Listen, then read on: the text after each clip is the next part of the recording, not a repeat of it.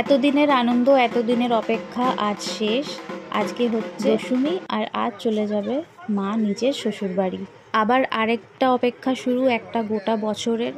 আবার সেই আনন্দে আমরা মিশে যাব, কিন্তু যে আসবে সে তো যাবেই। আর আমরাই বা কতদিন নিজের বাপের বাড়িতে থাকি বলেন, শ্বশুরবাড়ি তো যেতেই হয়।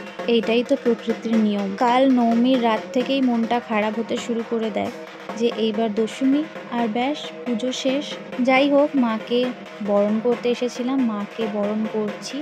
এইখানে আমি কটা কথা বলতে চাই।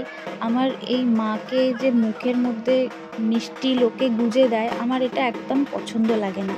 আমার মাকে দেখলে না খুব কষ্ট হয়। এত দিন ধরে মাকে এত যত্নে রেখে, মাকে এত আরাধনা করে, এত পুজো করে, তারপরে এইরকম মুখে সন্দেশ গুজে দেওয়াটা আমার একদম ভালো লাগে। এটা আমার নিজস্ব মতামত, হয়তো কারোর ভালো লাগতে পারে আর কারোর ভালো নাই লাগতে পারে, কিন্তু আমার এই জিনিসটা একদম পছন্দ না। এই জায়গায় একবার নিজেকে রেখে দেখবেন তো যে কেমন লাগে যখন আমাদের মুখে কেউ এরকম সন্দেশ গুজে দেয় বা কিছু একটা জোর করে খাইয়ে দেয়। আমাদেরও তো কষ্ট হয় বলেন, সেখানে মাকে আমরা নিজের মেয়ে বলে এনে থাকি, এতদিন এত যত্ন সহকারে রেখে তারপরে এই জিনিসটা সবাই কেন করে? আমার খুব কষ্ট হয় এই সময়টা। চলুন, হয়ে গেল আমার বরণ করা শেষ। এর পরের এতদিন যে রাজেন্দ্রপুর আর অন্যান্য ঠাকুর দেখলাম, সেই ব্লগগুলোও আমি দেব।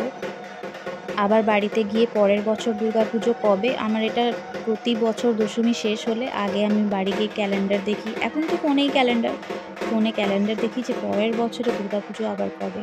আবার অপেক্ষা শুরু হবে। সবাইকে জানাই বিজয়া দশমী অনেক অনেক শুভেচ্ছা আর অভিনন্দন। সবাই খুব ভালো থাকবে, ছোটদের ভালোবাসা আর বড়দের প্রণাম। সবাই খুব ভালো থাকবেন, সুস্থ থাকবেন। আজকের মতো এইটুকুনি। পরের বার থেকে আবার নিজের জীবন শুরু হয়ে যাবে। টাটা।